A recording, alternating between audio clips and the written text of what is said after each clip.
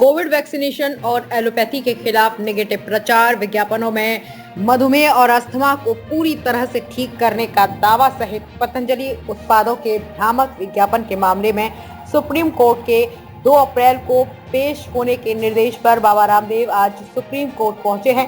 बता दें कि पिछली सुनवाई के दौरान सुप्रीम कोर्ट ने नोटिस का जवाब दाखिल नहीं करने पर शीर्ष अदालत ने बाबा रामदेव और पतंजलि के प्रबंध निदेशक आचार्य बालकृष्ण को फटकार लगाई थी। सुप्रीम कोर्ट ने उन्हें आज 2 अप्रैल को पेश होने का निर्देश दिया था। बाद में कंपनी ने इस मामले में शीर्ष अदालत से गलती के लिए बिना शर्त माफी मांगी थी। इस मामले की सुनवाई जस्टिस हिमा कोहली और जस्टिस एहसानुद्दीन अमानुल्लाह की बेंच कर रही है। इससे पहले 27 फरवरी और 19 मार्च को इस मामले की सुनवाई की गई थी। सुप्रीम कोर्ट ने 27 फरवरी को हुई सुनवाई में पतंजलि आयुर्वेद के गुमराह करने वाले दवा विज्ञापनों पर रोक लगाई थी। इसके अलावा अवमानना कार्रवाई में कारण बताओ नोटिस भी जारी किया था। सुप्रीम कोर्ट ने पतंजलि को पिछले साल भ्रामक विज्ञापन बंद करने का निर्देश दिया था, लेकिन कंपनी ने इस पर गौर नहीं किया। नमस्कार दोस्तों, आप देख रहे हैं गरीब तक न्यूज। अगर आपने अब तक इस चैनल को सब्सक्राइब नहीं किया है तो सब्सक्राइब कर लीजिए। आपका सब्सक्रिप्शन ही हमारे लिए कलम की स्याही है, ताकत है, आशीर्वाद है, सपोर्ट है, मोटिवेशन है। साथ ही बेल आइकन भी जरूर दबा दीजिए ताकि हमारी हर खबर का नोटिफिकेशन आपको मिलता रहे। Supreme court Indian medical association की ओर से 17 अगस्त 2022 को दायर याचिका में सुनवाई कर रही है। इस याचिका में शिकायत की गई है कि पतंजलि ने कोविड वैक्सीनेशन और एलोपैथी के खिलाफ नेगेटिव प्रचार किया, वहीं अपनी आयुर्वेदिक दवाओं से कुछ असाध्य बीमारियों का सफलतापूर्वक इलाज करने का झूठा दावा किया। सुप्रीम कोर्ट ने पतंजलि को ऐसे विज्ञापन जारी करने पर रोक लगाई थी, लेकिन पतंजलि ने कोर्ट के निर्देश का पालन नहीं किया। इससे पहले हुई सुनवाई में आईएमए ने दिसंबर 2023 और जनवरी 2024 में अखबारों में प्रकाशित विज्ञापनों को कोर्ट में पेश किया। इसके अलावा 22 नवंबर 2023 को पतंजलि के सीईओ बालकृष्ण के साथ योग गुरु रामदेव की एक प्रेस कॉन्फ्रेंस के बारे में जानकारी दी थी।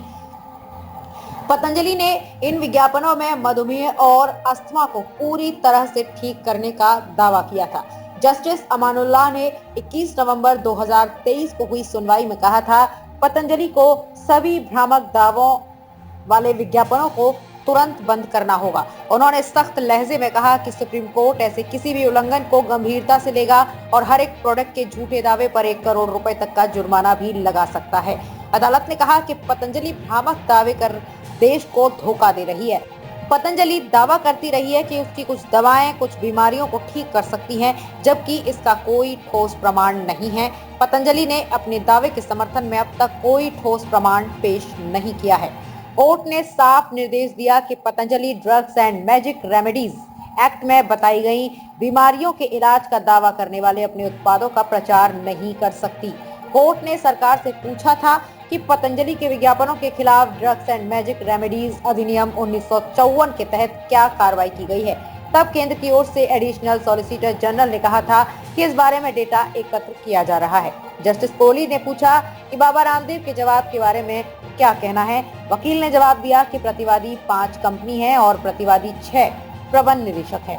जस्टिस कोहली ने कहा, हम 27 फरवरी के आदेश के पैरा 9 को देख रहे हैं और ये इस बारे में था कि कंपनी और प्रबंधन के खिलाफ अवमानना क्यों नहीं होनी चाहिए और फिर उस हलफनामे को दाखिल न करने का आदेश दिया जाए।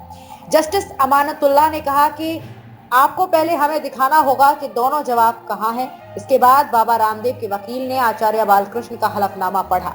न्यायमूर्ति कोहली ने कहा, एक बार जब यह अदालती कार्रवाई है और निर्देश है तो इसकी जानकारी देने के लिए कौन जिम्मेदार है। यदि ये बचाव योग्य नहीं है तो आपकी माफी काम नहीं करेगी। ये सुप्रीम कोर्ट को दिए गए वचन का घोर उल्लंघन है। आपको ये सुनिश्चित करना होगा कि आपके वचन का पालन किया जाना चाहिए, जो कि गंभीर है।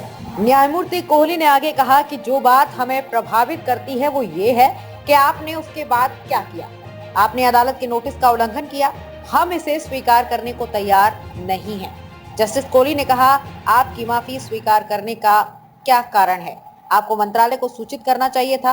आपको ये सब सरकार को बताना चाहिए था। सीनियर वकील सांघी ने कहा कि ये व्यावसायिक नहीं है। इसके जवाब में जस्टिस कोहली बोले, ये एक व्यावसायिक संगठन है। जस्टिस अमानतुल्लाह ने कहा कि ये मत कहिए कि आप सार्वजनिक हित या सार्वजनिक भलाई की सेवा कर रहे हैं। इसके बाद बाबा रामदेव के वकील ने अदालत में गलती मानते हुए कहा, चूक हो गई। जस्टिस कोहली ने कहा कि ये तो अंत है, अगर ये आपसे चूक है तो बस इतना ही, हम इसे स्वीकार नहीं कर सकते। सीनियर वकील सिंह ने कहा कि हम बिना शर्त माफी मांग रहे हैं, वो माफी मांगने के लिए यहाँ व्यक्तिगत रूप से मौजूद हैं। जस्टिस कोहली ने कहा, हमें एक हलफनामे की जरूरत है, इस अवमानना को गंभीरता से लें। कोर्ट को लग रहा है कि जो इस अदालत को दिए गए वचन पत्र के अनुरूप है, आपको एक कदम आगे बढ़ना और 24 घंटे में एक प्रेस कॉन्फ्रेंस करना दिखाता है कि आपको कार्रवाई के बारे में पता था और फिर भी आपने इसका उल्लंघन किया। अदालत की सख्ती के बाद बाबा रामदेव के वकील ने फिर से गलती मानने की बात दोहराई। जस्टिस कोहली ने कहा, 24 घंटे के अंदर प्रेस कॉन्फ्रेंस हुई, क्या आपको जानकारी है? सिंह ने जवाब दिया, ये एक गलती है और अदालत की महिमा का अनादर नहीं किया जा सकता, ये एक सीख है। जस्टिस कोहली ने कहा कि तो फिर सबक को तार्किक अंत तक ले जाना चाहिए था। जस्टिस अमानतुल्लाह बोले, ये सब बकवास है, हम आपके दिल में झांक नहीं सकते, अवमानना के मामलों को इस तरह नहीं निपटाया जा सकता, कुछ मामलों में उनके तार्किक अंत तक ले जाना पड़ता है, इतनी उदारता नहीं हो सकती।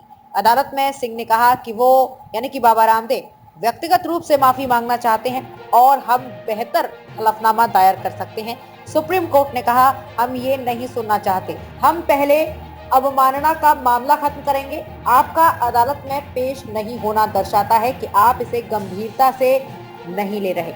जस्टिस अमानतुल्लाह बोले, आप अपने जाल में फंस गए हैं, यहाँ खड़े होने वाले पहले व्यक्ति को माफी मांगनी चाहिए थी और किसी भी वकील को पहले नहीं उठना चाहिए था। सीनियर वकील सिंह ने कहा, ये मेरा फैसला था, आप यहाँ ना आए और मुझे सुनवाई के दौरान पहले बात रखने दें। सुप्रीम कोर्ट ने कहा, जब अवमाननाकर्ता को बुलाया जाता है तो वकील के पास कोई अधिकार नहीं होता है, यही वो बुनियादी बात है जो हमें आपको सिखानी नहीं है। जस्टिस कोहली बोले, हालात यहाँ तक कैसे पहुंचे, ये केवल दिखावटी सेवा है, आप प्रेस के पास क्यों नहीं पहुंचे? ये एक आजाद देश है, आपको कोई नहीं रोक सकता, लेकिन आप जानते हैं कि प्रेस को संबोधित करने की आपकी क्या सीमाएं थी और आपने उनमें से प्रत्येक का उल्लंघन किया। इस प्रकार इस केस की मुख्य 3 बात ये है कि सुप्रीम कोर्ट ने बाबा रामदेव को आज 2 अप्रैल को पेश होने का निर्देश दिया था। पिछली सुनवाई में नोटिस का जवाब नहीं देने पर कोर्ट ने पतंजलि, रामदेव और बालकृष्ण को जमकर फटकार लगाई थी। तीसरा, जस्टिस हिमा कोहली और जस्टिस अमानतुल्लाह की बेंच इस केस की सुनवाई कर रही है। अब देखना यह है कि कोर्ट फाइनली इस मामले में क्या फैसला देता है। फिलहाल बाबा रामदेव की मुश्किलें कम नहीं हो रही हैं। आपका इस बारे में क्या कहना है? आप इस बारे में क्या सोचते हैं? कमेंट बॉक्स में जरूर बताइएगा। ऐसी ही जमीन से जुड़ी और खबरों को देखने के लिए हमारे चैनल को सब्सक्राइब जरूर कीजिए और ज्यादा से ज्यादा शेयर कीजिए। धन्यवाद, नमस्कार।